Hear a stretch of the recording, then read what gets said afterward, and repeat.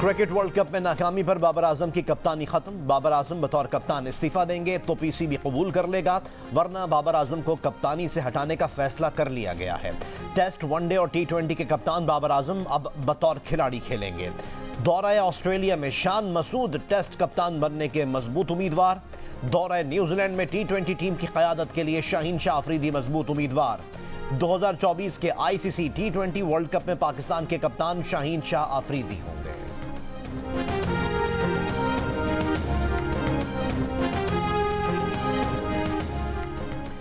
मुझे इख्तियार दिया जाए तो बाबर आजम को सिर्फ टेस्ट का कप्तान बनाऊंगा। साबिक क्रिकेटर अब्दुल रज़्ज़ाक की प्रोग्राम हारना मना है में गुफ्तगू।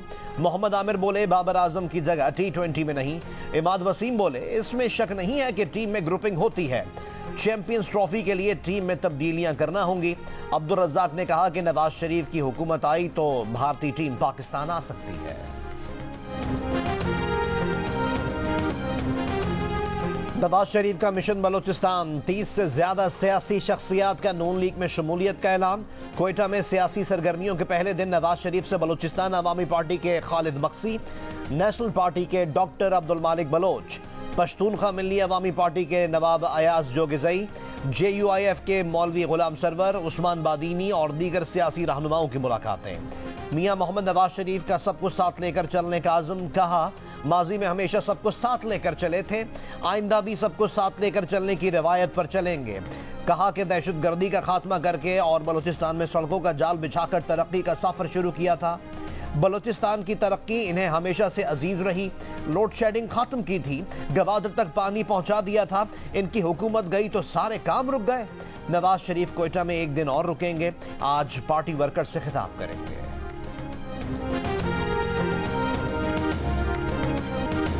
बिलावल भुट्टो जरदारी का नवाज शरीफ को लाहौर में ही तवज्जो देने का मशवरा। कहा उनके ख्याल में लाहौर में नून लीग के लिए मुश्किलात पैदा की गई हैं, जब ही नवाज शरीफ इक्का दुक्का सीटों के लिए बलूचिस्तान जाने की तकलीफ उठा रहे हैं। पीपल्स पार्टी के चेयरमैन ने मजीद कहा कि बलूचिस्तान अवामी पार्टी के सेनेटर्स के वोट लेने पर पीपल्स पार्टी को तो बहुत ताने दिए गए थे, हमें तो PDM से निकाला गया था। उम्मीद है नून लीग अपने मौक़िफ़ पर कायम रहेगी। कल BAP बुरी थी तो आज भी बुरी होगी। 16 महीने नून लीग को करीब से देखा है। विफाक और सूबे में हुकूमत बनाने और इदारों का साथ होने के बावजूद नून लीग ज़िमनी और बल्दियाती इंतखाबात से डर कर भागती रही।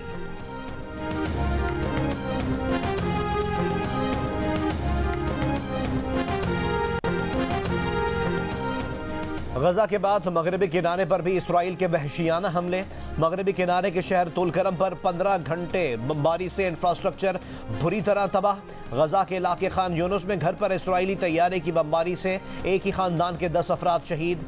7 अक्टूबर से जारी बेदरेग हमलों से शहीद फलस्तीनियों की तादाद 11,500 से जायद हो गई। गजा के स्कूल्स में रजिस्टर्ड हर 100 में से 5 बच्चे शहीद किए जा चुके। शहीद तलबा की तादाद 3,200 से भी ज्यादा। बमबारी से शहीद 170 फलस्तीनियों की अशफा अस्पताल के अहाते में इज्तिमाई तदफीन। ह्यूमन राइट्स वॉच का कहना है कि गजा के अस्पतालों पर इसराइली बमबारी की तहकीकात बतौर जंगी जराइम की जानी चाहिए। गजा में हमास के जांबाजों की इसराइली फौज से गलियों में दो बदू लड़ाई, सहूनी फौज को भारी नुकसान।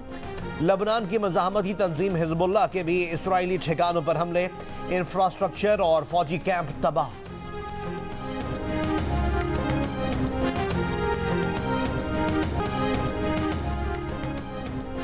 साइफर केस की जेल में समाअत रोकने का हुक्म। इस्लामाबाद हाईकोर्ट ने साइफर केस के जेल ट्रायल पर चेयरमैन PTI की दरख्वास्त पर हुक्म इम्तना जारी कर दिया। जेल ट्रायल के खिलाफ इंट्रा कोर्ट अपील पर समाअत 16 नवंबर तक मुलतवी। 190 मिलियन पाउंड स्कैंडल केस में एहतसाब अदालत की चेयरमैन PTI की जिस्मानी रिमांड की इस्तदा मुस्तरद। एहतसाब अदालत के जज मोहम्मद बशीर ने महफूज शुदा फैसला सुना दिया।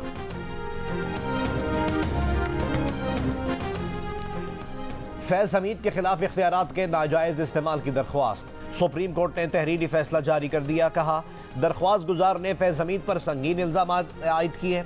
इल्जाम दुरुस्त साबित हुए तो वफाकी हुकूमत और इदारों की साख कम होगी। इदारों की साख बचाने के लिए दरख्वास्त गुजार के इल्जाम को नजरअंदाज नहीं किया जा सकता। दरख्वास्त गुजार के पास फैज हमीद और दीगर फरीकैन के खिलाफ दूसरे मुतल्लिका फोरम्स मौजूद हैं। Supreme court of Pakistan article 184(3) के तहत इस मामले में फिलहाल मुदाखलत नहीं करना चाहती। तहरीरी फैसले में कहा गया कि एडिशनल अटॉर्नी जनरल के मुताबिक दरख्वास्त गुजार फैज हमीद के खिलाफ वजारत दिफा से रुजू कर सकते हैं।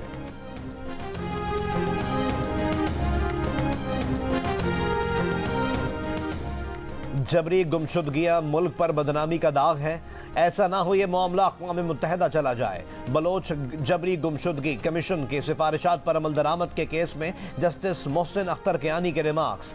कहा, आवाम का इल्जाम उन्हीं इदारों पर है जो आवाम के टैक्स से चल रहे हैं, जिन पर इल्जाम है वही लापता कमीशन में बैठे हैं। रियासती इदारे काम यूं कर रहे हैं जैसे एहसान कर रहे हों। बलोच तलबा कमीशन केस वजीर आजम ऑफिस इसलिए भेजा कि वजीर आजम और वजीर दाखिला खुद बलोचिस्तान से हैं। समात 22 नवंबर तक मुलतवी कर दी गई।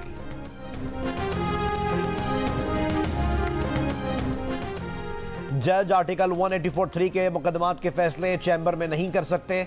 सुप्रीम कोर्ट ऑफ पाकिस्तान ने जाहिदा जावेद असलम केस में साबिक चीफ जस्टिस साकिब निसार का फैसला गैर कानूनी करार दे दिया। जस्टिस अथर मिनुल्लाह ने तफसीली फैसले के साथ इजाफी नोट में ह्यूमन राइट्स सेल के तमाम फैसले और कार्रवाइयां कलअदम करार दी। जस्टिस अथर मिनुल्लाह ने इजाफी नोट में लिखा है कि registrar Supreme Court human rights cell को हर तरह का काम करने से रोक दे। अदलिया मुखालिफ तकरीर, नवाज शरीफ के खिलाफ तौहीन अदालत की दरख्वास्त की समाअत आज होगी। Chief justice Islamabad high court 2018 से ज़ेर समाअत दरख्वास्त पर समाअत करेंगे। मियां मोहम्मद नवाज शरीफ के खिलाफ तौहीन अदालत की दरख्वास्त मुकामी शहरी ने दायर की थी। मियां मोहम्मद नवाज शरीफ के खिलाफ तौहीन अदालत की कार्रवाई की इस्तदा की गई। बीएपी ने नून लीग से सीट एडजस्टमेंट पर आमादगी जाहिर कर दी। सदर बलोचिस्तान अवामी पार्टी नवाबजादा खालिद मक्सी ने कहा, नवाज शरीफ का एक पैगाम यह भी था कि मुल्क की तरक्की हो। नवाज शरीफ से कहा, हम पुरानी रिवायात से निकलेंगे तो तरक्की करेंगे। बीएपी छोड़कर नून लीग में जाने वालों से क्या गिला करें, बीएपी का मुस्तकबिल अच्छा है। नेशनल पार्टी के सदर डॉक्टर अब्दुल मालिक बलोच ने कहा कि मियां मोहम्मद नवाज शरीफ के सामने तहफ़्फ़ुज़ात रखें। पश्तूनखा मिल्ली अवामी पार्टी के रहनुमा नवाब अयाज जोगेज़ई ने कहा कि नवाज शरीफ से मुलाकात में इलेक्शन से मुताल्लिक बात हुई।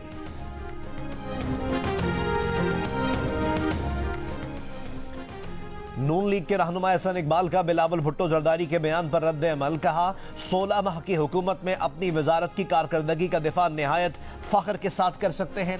16 माह में पीटीआई हुकूमत में मफलूज किए गए तरक्याती मंसूबों को दोबारा शुरू किया गया। मुल्क में मुतअद्दिद नए तरक्याती मंसूबे शुरू किए गए। सूबा सिंध के लिए तरक्याती मंसूबों की मंजूरी और फंडिंग की गई। थर कोयले का मंसूबा, जिसका बिलावल भुट्टो जरदारी ने क्रेडिट लिया, कागजों में घूम रहा था। पीपल्स पार्टी के 3 अदवार में इस पर कोई काबिल जिक्र अमल नहीं हो सका। मुस्लिम लीग नून के दौरे हुकूमत में वजीर आजम नवाज शरीफ की हिदायत पर थर को CPEC मंसूबों में शामिल किया गया, तभी ये ख्वाब हकीकत बन सका। अच्छा होता अगर बिलावल थर मंसूबे के लिए नवाज शरीफ के ताउन का भी जिक्र कर देते। तानों की सियासत से परहेज करना चाहिए।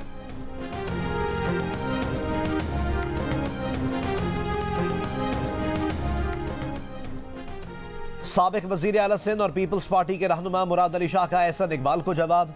जियो न्यूज से गुफ्तगू में कहा, एहसन इकबाल को थरकोल प्रोजेक्ट की तारीख कब नहीं पता। प्रोजेक्ट का आगाज ही 1991-92 में हुआ था, तो 1988 से 90 में काम कैसे शुरू होता। 1995 में हांगकांग के सरमायाकार के साथ 2 पावर प्लांट्स का मुआहदा हुआ, लेकिन बाद में आने वाली लीगी हुकूमत ने काम नहीं किया। 2008 में पीपल्स पार्टी ने एनर्जी बोर्ड बनाया। जब नून लीग विफाक में आई तो उसने ना चाहते हुए थरकोल पर पीपल्स पार्टी को सपोर्ट किया। अगर क्रेडिट की बात है तो नवाज शरीफ साहब थर चले जाएं। बिलावल के जलसे की तरह 5% भी लोग जमा कर सकें तो हम उन्हें जलसे का क्रेडिट दे देंगे।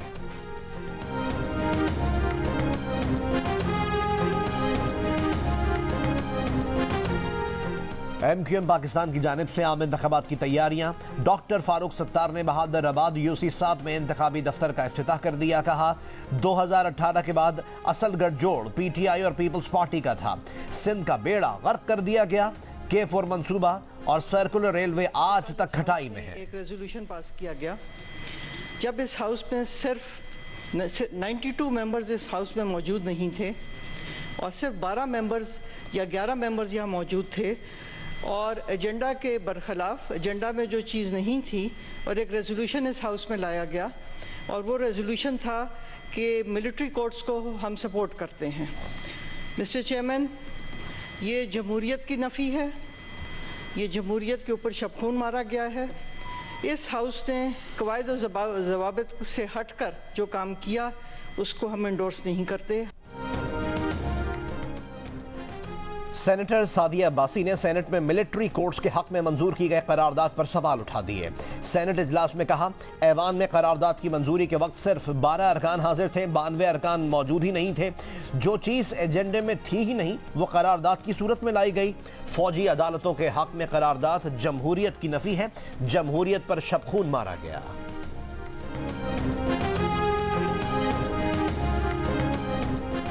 ओहदे से बरतरफी पर सुहेला ब्रेवरमैन का बरतानवी वजीर आजम पर वार। इल्जाम लगाया कि वजीर आजम ने कश्तियों के जरिए आने वालों को रोकने का वादा किया लेकिन धोखा किया। ऋषि सुनक अपने वादे पूरे करने के काबिल ही नहीं या इनका इरादा ही नहीं था। ज़िमनी इंतखाबात में हमें मुसलसल शिकस्त हो रही है, मंसूबे नाकाम हो रहे हैं। ऋषि सुनक मामलात को मुनज़्ज़म करने में नाकाम रहे। मजीद कहा कि 1 बरस गैर कानूनी माइग्रेशन एक्ट बनाने पर ज़ाया किया, अब मामला वहीं पहुंच गया है जहां से शुरू किया था। क्रिकेटर अब्दुल रज़्ज़ाक ने मुतनाज़ बयान के बाद भारतीय अदाकारा ऐश्वर्या राय से मुआफ़ी मांग ली। वीडियो बयान में कहा कि प्रेस कॉन्फ्रेंस में कोचिंग और क्रिकेट की बात हो रही थी, उस दौरान इनकी ज़बान फिसल गई। मिसाल कोई और देनी थी लेकिन ऐश्वर्या राय का नाम ज़बान से निकल गया। प्रेस कॉन्फ्रेंस में दिए गए बयान पर अब्दुल रज़्ज़ाक को तनकीद का निशाना बनाया जा रहा था।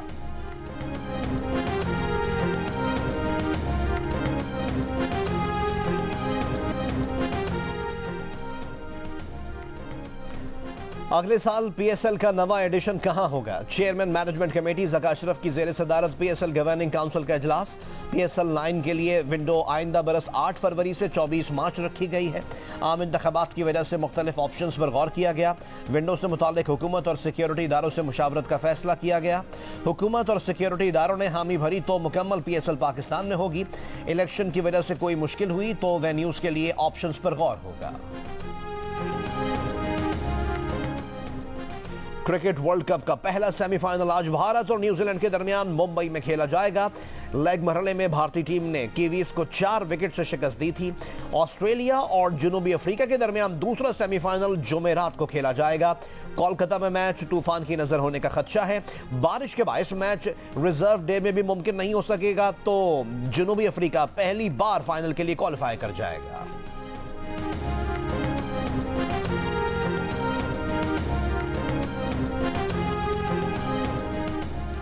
और IBSF world 6 red snooker championship में पाकिस्तान के मोहम्मद नसीम भी सेमीफाइनल में पहुंच गए। मोहम्मद नसीम ने क्वार्टर फाइनल में चीन के जियाउल लियांग को 5-4 के फ्रेम स्कोर से मात दी।